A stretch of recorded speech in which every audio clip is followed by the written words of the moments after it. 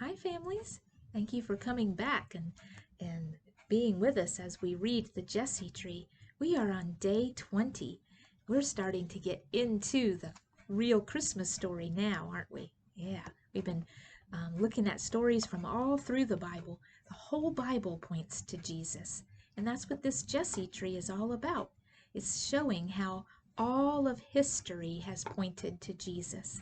But now we're getting into the familiar part of the Christmas story.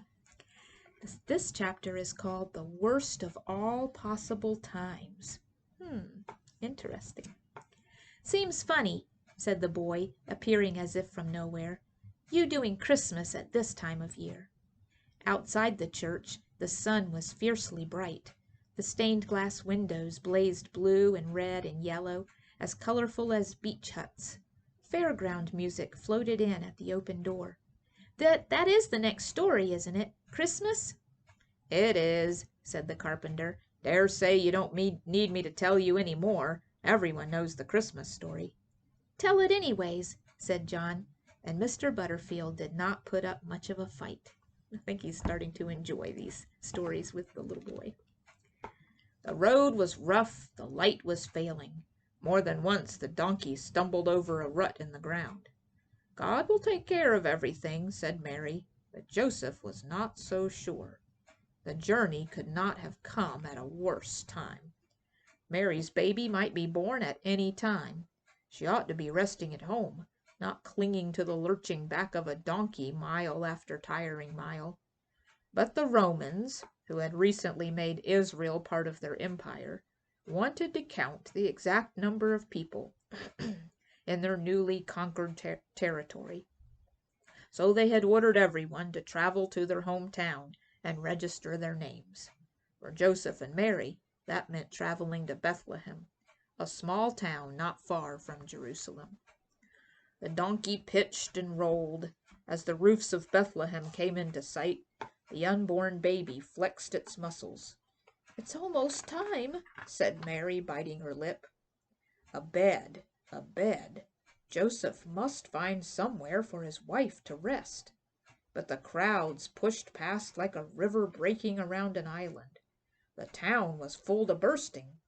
Inside the clattering inn, Joseph had to shout to make himself heard. A bed! Do you have a bed for my wife? You are joking, aren't you? Said the innkeeper. Not so much as a shelf. The whole tribe of David is in Bethlehem tonight. Joseph's panic rose. If God really was taking care of everything, he did not seem to be doing a very good job of it. But her child, the baby, it's coming. The innkeeper glanced outside at the woman crouched on the ground beside her donkey. There's always the stable, I suppose. It's not much, but it is shelter.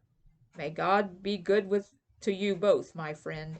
Your baby picked a bad time to be born. Across the yard, the noise from the inn died down. Its lamps went out.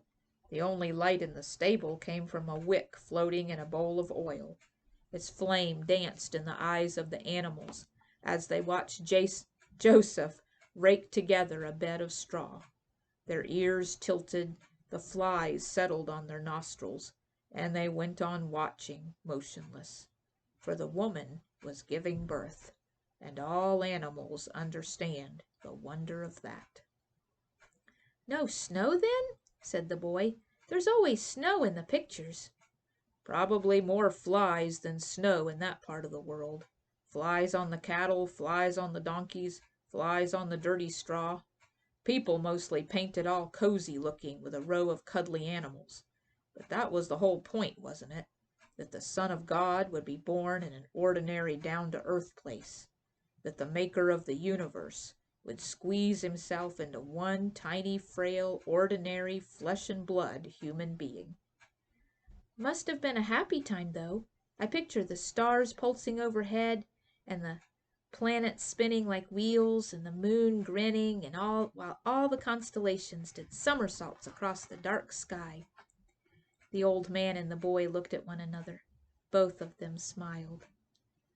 Flies have thousands of lenses in their eyes, said the boy. They see everything thousands of times over.